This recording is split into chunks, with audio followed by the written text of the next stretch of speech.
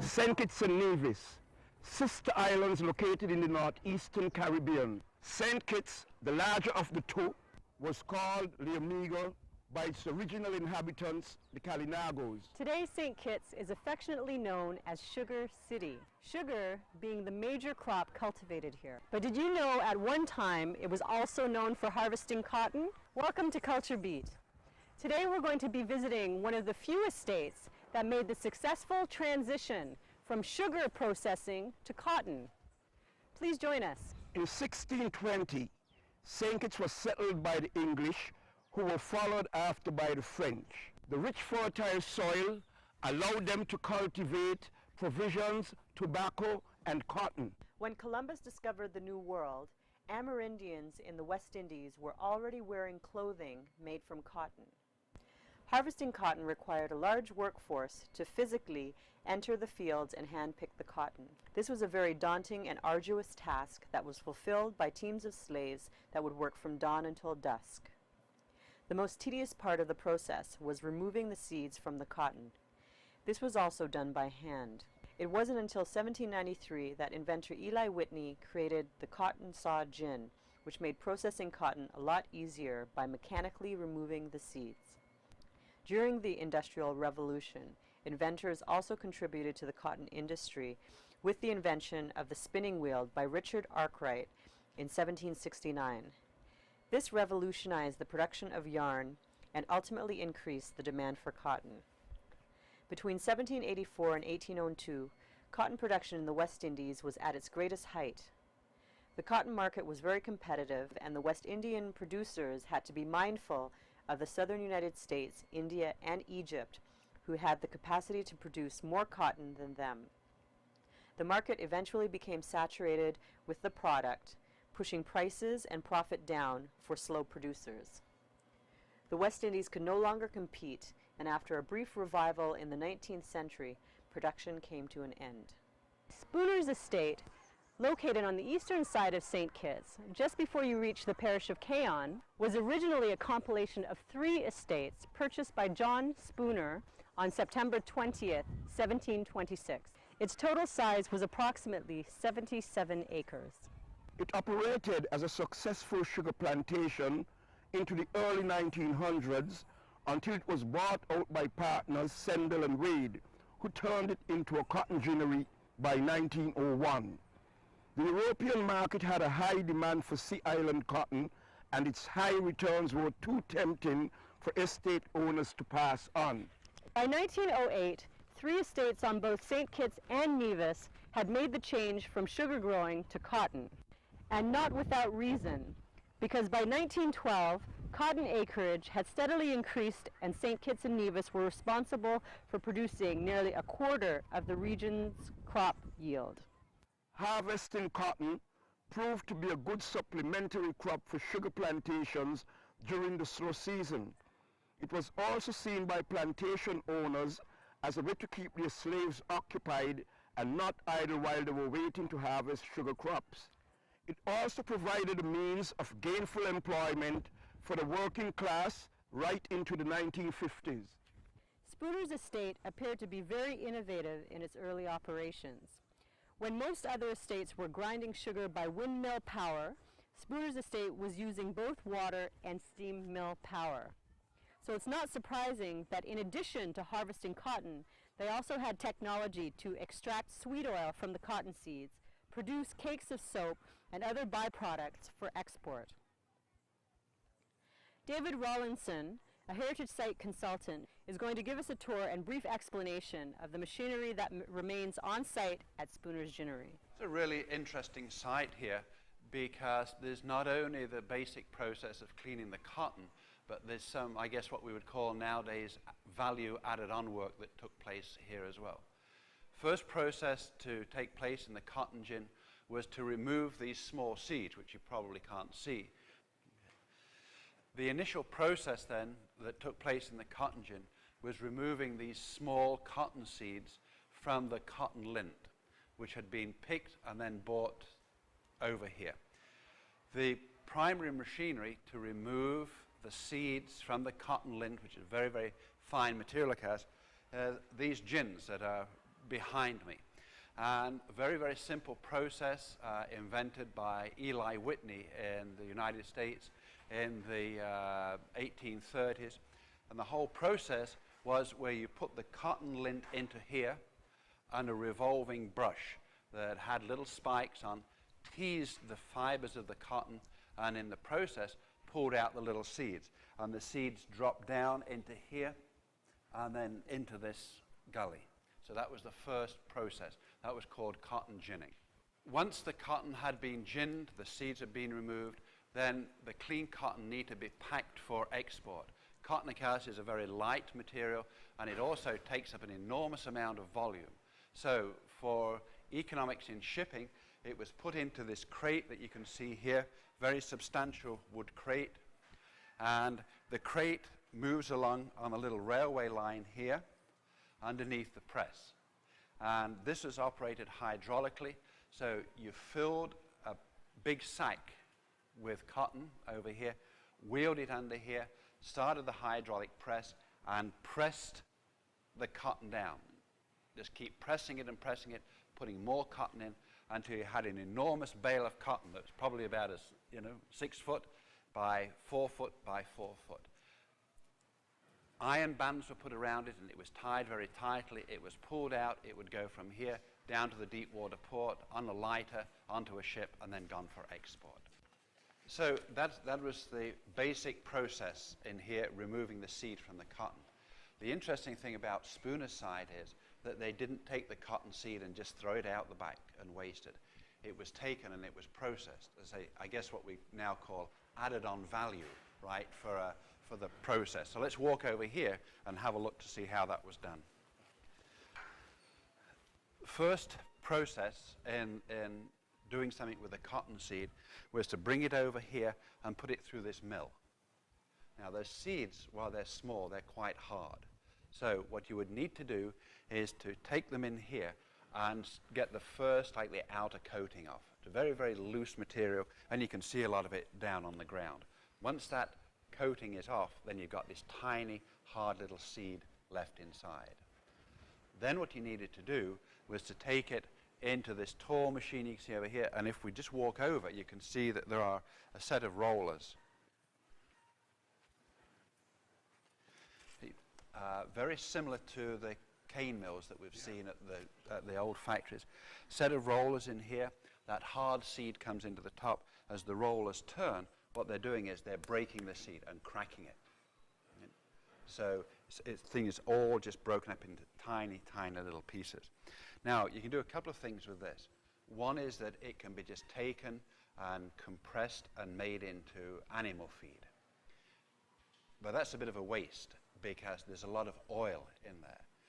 And it's a lot of people who can't have high animal fat diets. Now, if you go to the grocery store, what they're buying is cottonseed oil. And it's a very, very good oil for cooking because it has none of those things that go to your heart. Right, you've got it. So what you needed to do is to take this cracked seed and get the oil out of it. Right?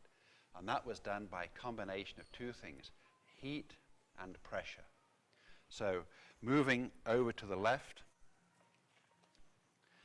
and the interesting thing in here is you can see all these little elevators that originally, of course, would have been in a wooden box. So these would dip down and pick up the seed. See, it's coming up this way, and when they get to the top, they would have dropped in and they would have gone into the various machinery. So everything's complete in here. It's a very mechanized process. The machine to our left and the machine in front of us and the machine to our right were all part of this oil extracting process. And it just happens that in this container there remains some cotton seed oil. So if you do, right, dark brown and very, very thick. And this is what they were extracting using this machinery.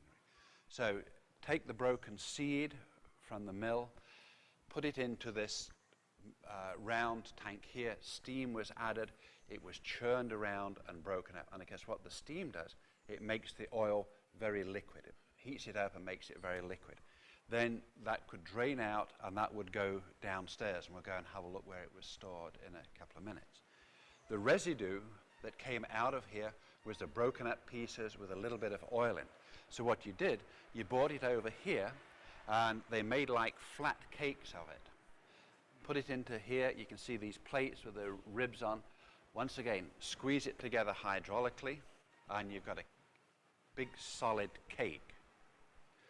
Now, the interesting thing was, for me, that when I was growing up as a boy in England, we used to feed cottonseed cake to milking cows because it was very, very nutritious. Boy, it really made nice milk. And I never knew where it came from, but it's interesting now that I know where it came from. So cottonseed oil came out of here. That went down into the storage tanks, and this is where the cottonseed cake was made. It was taken and exported and say would finish up in England as a very good and a very expensive cattle feed. The oil would come in from that processing at the top and come down into this little machine that would agitate it, and then it would be taken out of here. And you see over at the back, once again, a lot of metal plates with taps on the bottom. That was a press. So you'd run the oil through there. There would be some cloth between those plates, and then you could squeeze the plates together. So the oil would drain out, and it would leave any little bits of residue. So then you've got a very light-colored, clear oil. And then a little pump at the back, pump it into the tank in front of us, and there it would sit. Now, you said earlier that it was probably hot in here, and I think it would be, because that oil, if you didn't keep it fairly warm, it would go very thick. So I think that they would use some steam, probably from the engine or from the boiler. Machines like this spinner and the pressers just try and keep them steam heated, so the oil would be thin enough so it would run. And then once it was in the tanker case, you could drain it out, probably go into barrels, once again down to the deep water port, and then it would be exported. But I'm probably, if you asked people in Cairn, they could even remember coming up here and getting corn oil to cook with, cotton oil to cook with. Yeah. As a Spooner'S man, I grew up in the area along with plenty other brothers in the area, and there was lots of fun. The Spooner'S Ginnery, I really can't recall the year it was inaugurated, right?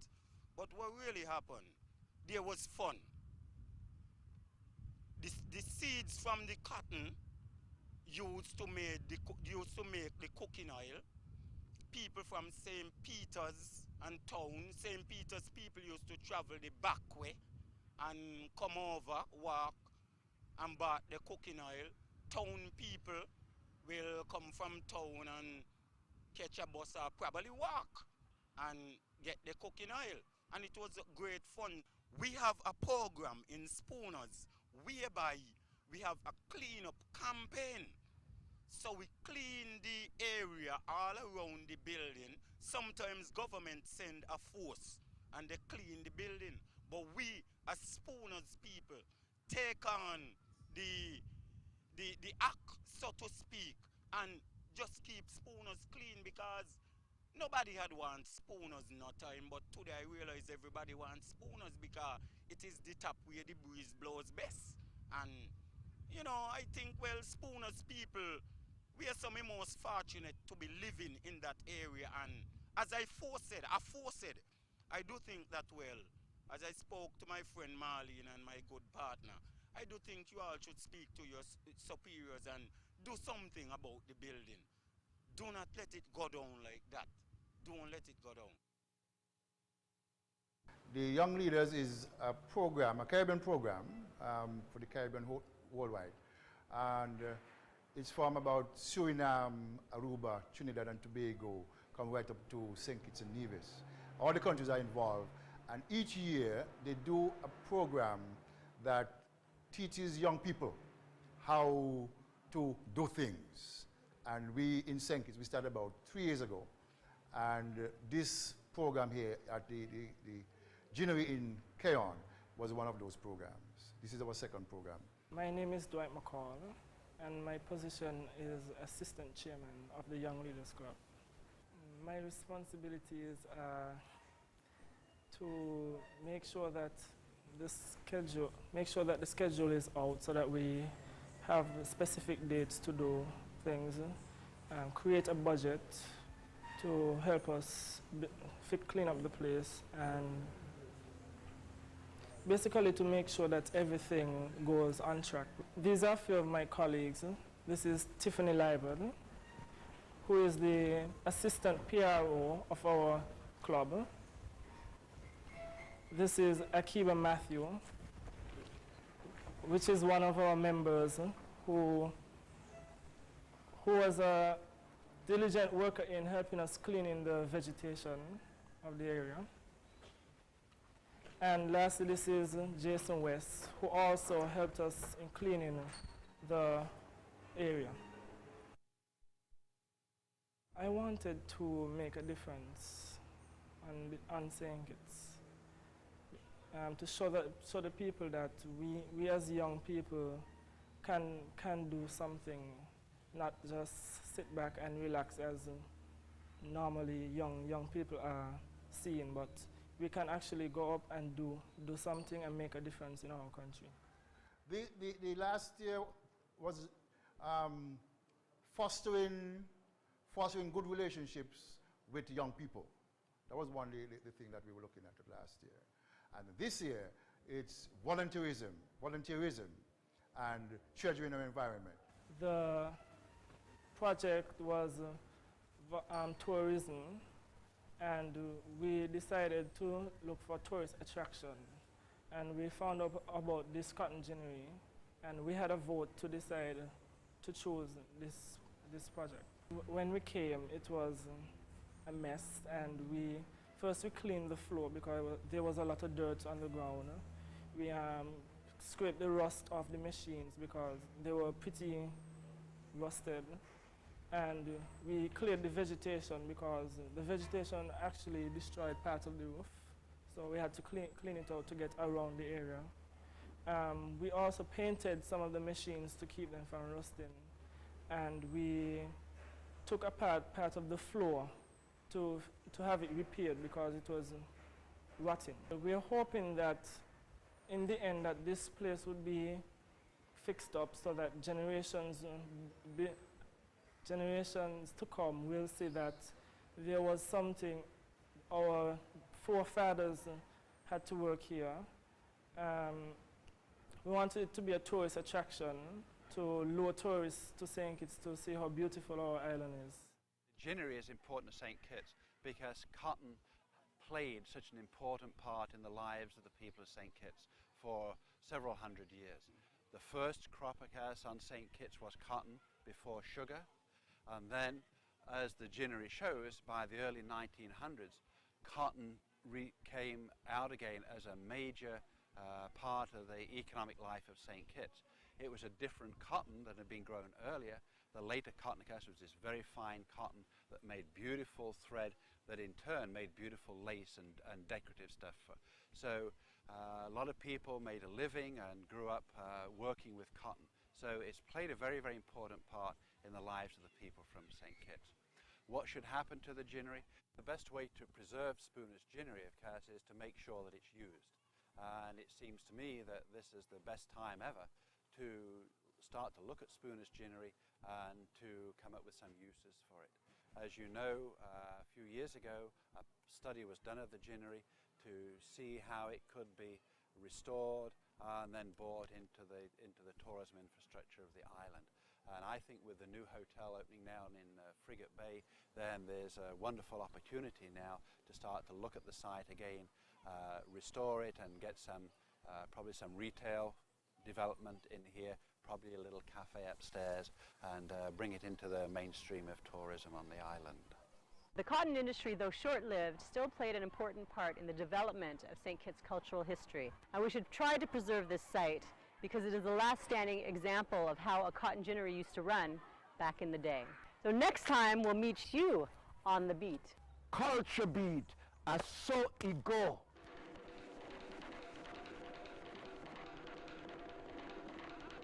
St. Kitts-Nevis, sister islands in the northeast. I got, okay. And we should preserve this unique site as a sentence. The rich fertile land allowed them to produced. Just before you reach the parish of Caon was originally a compilation of 3 estates purchased by John Spooner on the 20th of September, 1720. Okay, 1726? Okay. Culture beat. No, you're supposed to time over? No. Just. Culture beat. A so e go. Culture beat. A so e go. Okay.